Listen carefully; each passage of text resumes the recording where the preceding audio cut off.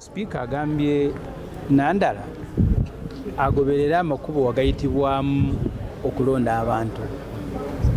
Bwe twali tutandika paalamenti eno, FDC President Amuriat yalonda Honorable Betty Awori okubeera whip.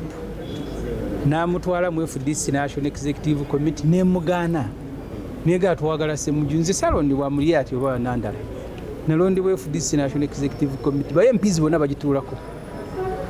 Naye mbadde njaanyi okwewala obuntu obutono bufuula ensonga enkulu. Kakati abantu b'ekire bawulira batya nti nyombera kubeera wiipu w'ekibiina. Bw'omanyi nti ne Asmani ali omu naye wiipu w'ekibiina kye. In fact nze singa bankute bulungi n'aliguba wadde nga tebawandikidde na sipiika.